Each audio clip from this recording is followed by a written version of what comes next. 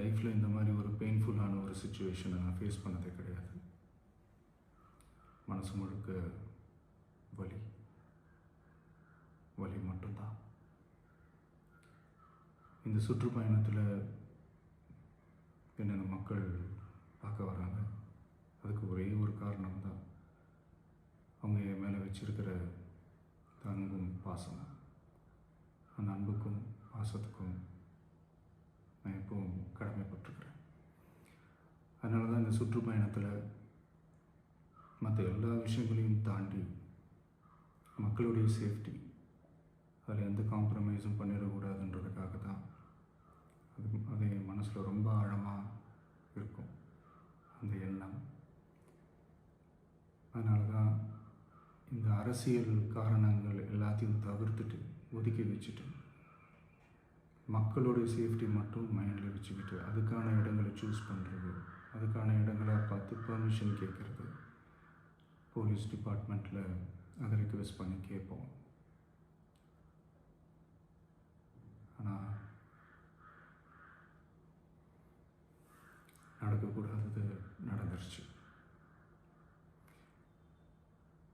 ஆனால் மனுஷன் தானே, அந்த நேரத்தில் அத்தனை பேர் பாதிக்கப்பட்டு இருக்கும்போது எப்படி அந்த ஊரை விட்டுட்டு என்னால் கிளம்பி வர முடியும்? நான் திரும்ப அங்கே போகணும்னு இருந்துச்சுன்னா அதை ஒரு காரணம் காட்டி அங்கே வேறு சில பதட்டமான சுச்சுவேஷன்ஸ், வேறு சில அசம்பாவிதங்கள் அந்த மாதிரி எதுவும் நடந்துடக்கூடாதுன்றதுக்காக தான் நான் அவாய்ட் பண்ணேன்.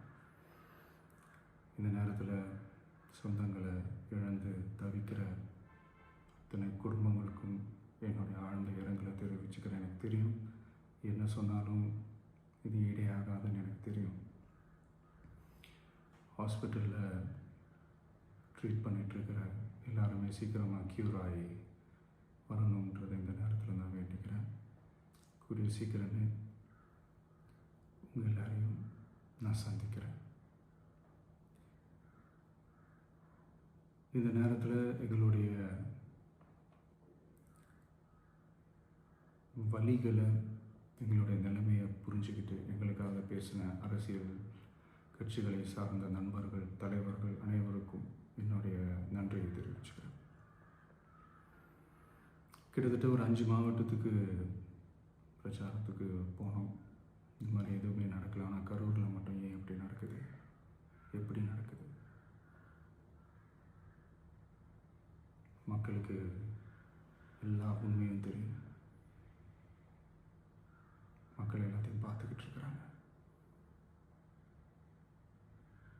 கரூரை சேர்ந்த அந்த மக்கள் அந்த உண்மையெல்லாம் வெளியில் சொல்லும்போது எனக்கு கடவுளே நேரில் வந்து இறங்கி அந்த உண்மைகள்லாம் சொல்கிற மாதிரி எனக்கு தோணுச்சு. சீக்கிரமே எல்லா உண்மைகளும் வெளியில் வரும்.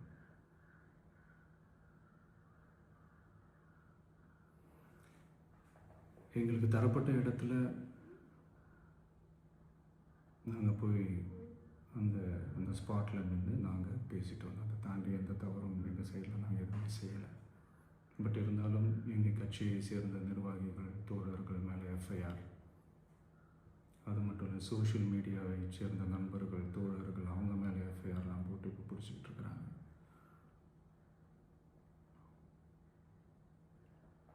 சிஎம் சார், உங்களுக்கு ஏதாவது இந்த பழி வாங்கணும் அப்படின்ற எண்ணம் ஏதாவது இருந்துச்சுன்னா என்ன வேணாலும் பண்ணுங்க. அவங்க மேலே கை வைக்காதீங்க. நான் ஒன்று வீட்டில் இருப்பேன், இல்லை நான் ஆஃபீஸில் இருப்பேன். என்ன வேணாலும் செய்யுங்க. நண்பர்களே, தோழர்களே,